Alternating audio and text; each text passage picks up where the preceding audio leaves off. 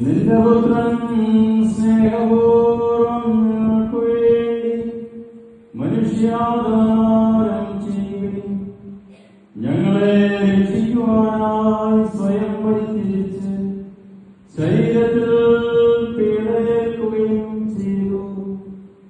പീഡാനുഭവത്തിന്റെ ആ രാത്രിയിൽ അവൻ തൃക്കരങ്ങളിൽ അപ്പമെടുത്ത് പിതാവേ നിന്നെ കാണിച്ച് സ്തോത്രം ചെയ്തു. വാഴ്ത്തി ശുദ്ധീകരിച്ച് മുറിച്ച് ശിഷ്യന്മാർക്ക് നൽകിക്കൊണ്ടരുൾ ചെയ്തു.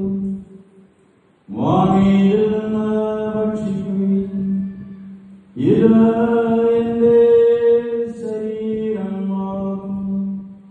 ഇത് കടങ്ങളുടെ പരിഹാരത്തിനും പാപമോചനത്തിനും നിത്യജീവനമായി നൽകപ്പെടുകയും ചെയ്യുന്നു.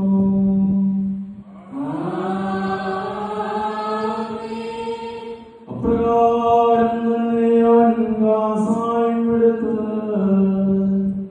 സ്തോത്രം ചെയ്തു.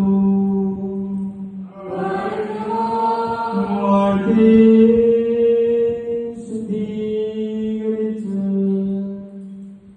ശിഷ്യന്മാർക്ക് നൽകിക്കൊണ്ടരുൾ ചെയ്തു. ഇത് എന്റെ രക്തമാകുന്നു. കടങ്ങളുടെ പരിഹാരത്തിനും പാപമോചനത്തിനും നിത്യജീവനമായി നിങ്ങളെല്ലാവരും ഇതിൽ നിന്ന് വാങ്ങി പാനം ചെയ്യുകയും